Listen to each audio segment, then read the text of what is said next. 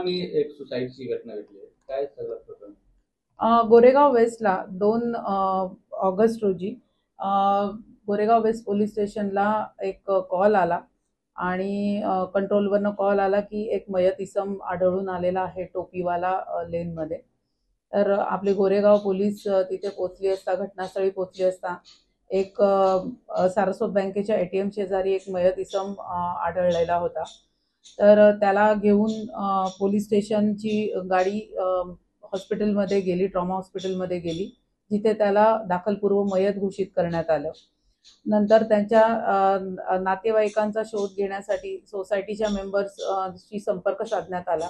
त्यांच्या पत्नीलाही फोन करण्यात आले, मात्र त्यांची पत्नी ही फोन उचलत नव्हती. त्याच्यामुळे त्यांच्या मयताच्या गळ्यामध्ये एक लॉकेट सारखे त्याच्या 2 कीज लावल्या होत्या त्यांनी. तर त्या कीजच्या सहाय्याने पोलिसांनी आणि मयताच्या नातेवाईकांनी दार उघडण्याचा प्रयत्न केला. तर त्यांनी दार उघडल्यानंतर आतमध्ये त्यांची पत्नी बेडरूममध्ये मयत अवस्थेत आढळली होती. तिचा गळा दाबून मर्डर केलेला घटनास्थळी दिसून आलेलं होतं. मॅम, याच्या मागचा काही कारण होता जे मयत झाली होती महिला जिचा मृतदेह आतमध्ये सापडला, त्याचं मागचं कारण काय? आणि जे स्वतःही आत्महत्या करून घेतलं त्याचं मागचं कारण काय?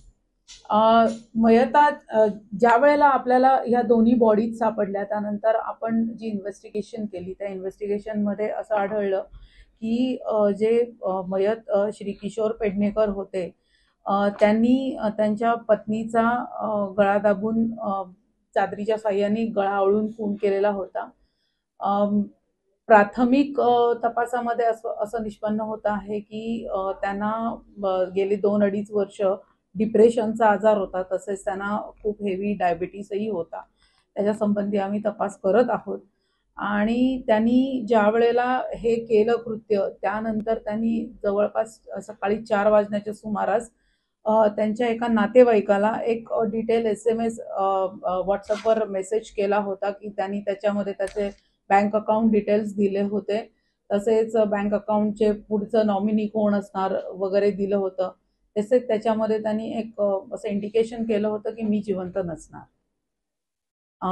तिथे घटनास्थळी जो CCTV होता, त्यानंतर आपल्याला CCTVचं ज्या वेळेला आपण प्रॉपर एक अवलोकन केलं त्यानंतर आपल्याला हेही सापडलेलं आहे की मयत जे किशोर पेडणेकर आहेत ते त्यांनी गच्चीवरनं 5व्या मजल्यावरनं उडी मारून आत्महत्या केलेली आहे.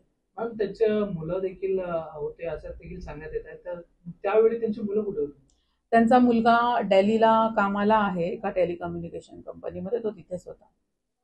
त्यांच्या मुलांना संपर्क वगैरे करण्यात आलाय किंवा त्यांच्या नातेवाईकांना जे सांगितलेलं आहे, जे मृत व्यक्ती आहे, काय नेमकं सांगितलं त्यांनी पूर्णपणे? आणि जे तिकीट्स बुक करून दिलेलं होतं त्याचं मागचं कारण काय? तपासामध्ये थोडंफार असंही आढळलं होतं की त्यांनी मरण्यापूर्वी त्याच्या नातेवाईकाचं आणि त्याच्या मुलाचं एक तिकीट बुक केलेलं होतं.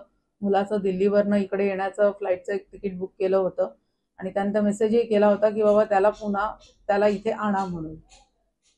तर त्यामुळे मुलाचा अजूनही आम्हाला काही समजू शकलेलं नाही. त्याच्यामध्ये अजूनही तपास चालू आहे. ह्या प्रकरणामध्ये आपण 2 ADR दाखल केलेले आहेत आणि त्यातून जे काही निष्पन्न होईल त्याप्रमाणे पुढची कायदेशीर कारवाई करण्यात येईल. मॅम, शेवटचा प्रश्न, हा टोकाची भूमिका जेव्हा घेतला व्यक्तीने, त्याचं मागचं कारण अजूनही स्पष्ट झालेलं नाही. त्याचं मागचं कारण काय म्हणजे? नाही, त्याच्यामध्ये तपास चालू आहे आणि जसं आम्हाला काही नवीन डिटेल्स मिळतील तसं आम्ही सांगू.